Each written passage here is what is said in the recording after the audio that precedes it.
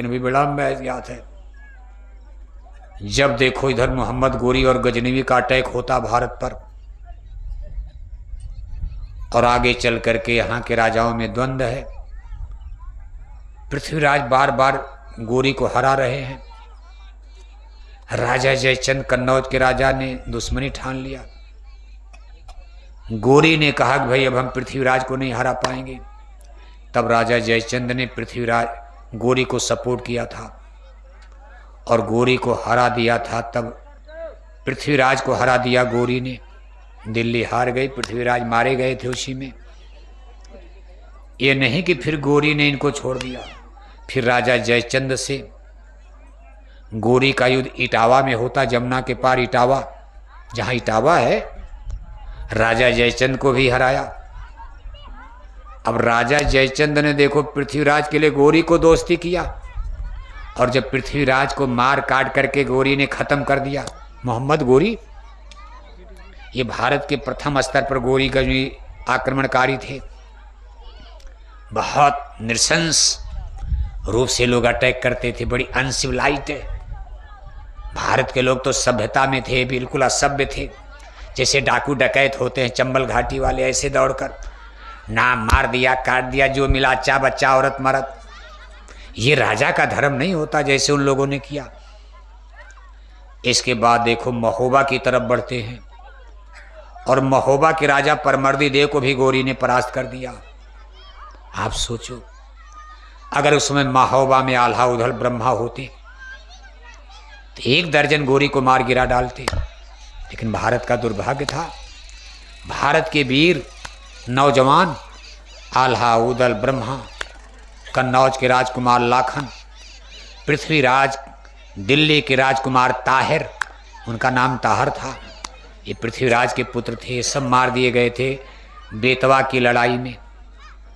और जैतखम यहाँ बना भी है कहीं, जैतखम आप उरई की तरफ जाओ और सब झगड़ा उरई के मामा माहिल का।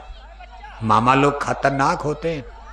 मामा मारीच का नाम पढ़ते हो रावण के समय, मामा कंस का नाम पढ़ते हो कृष्ण के समय, और मामा माहिल का नाम उरई वाले मामा माहिल। सबको लड़ा भिड़ा करके देखो खत्म कर। इसके बाद भारत में मुसलमान, ये 3 राजा जब खत्म हो गए, पराजित कर दिए गए, तो भारत में मुसलमानों का जोर बढ़ा है और ये सब स्टेट खत्म हो गए। और तब बुंदेलों की राजधानी मुसलमानी राज में ओरछा चली गई। ओरछा जानते हो, बेतवा नदी के किनारे ओरछा के तट पर बुंदेलों की राजधानी बन गई। महोबा की राजधानी का पतन हो जाता है। पहली बुंदेलों की राजधानी कहाँ थी? कहाँ थी? महोबा। दूसरी राजधानी कहाँ बन रही है? ओरछा, बेतवा नदी के तट पर है। बादशाह जहांगीर, मुगल बादशाह जहांगीर के ज़माने में वहाँ राजा जुझार सिंह थे, जिनके भाई हरदौल का नाम आप सुनते हो, जिनको जहर देकर उन लोगों ने षड्यंत्र में मरवा दिया था। हरदौल, आज उनका मंदिर ओरछा में बना है। बहुत बड़े बहादुर थे। बादशाह जहांगीर के ज़माने में जुझार सिंह, यानी ओरछा का भी पतन हो गया। मुगलों ने कब्जा कर लिया, मुसलमानों ने ओरछा को।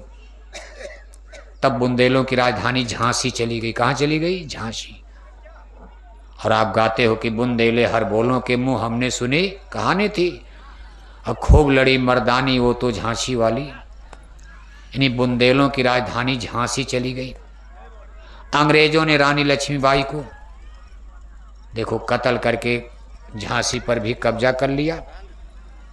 इसके बाद बुंदेलों की कोई राजधानी का नाम नहीं आता।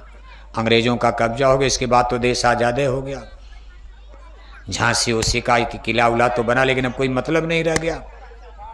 अब बुंदेलखंड का 2 भाग करके कुछ यूपी में मिला दिया गया, और कुछ इलाका देखो छतरपुर, इधर के जो इलाके थे इनको मध्य प्रदेश में मिला दिया गया। बुंदेलखंड को सागर दाहोद तक बुंदेलखंड था।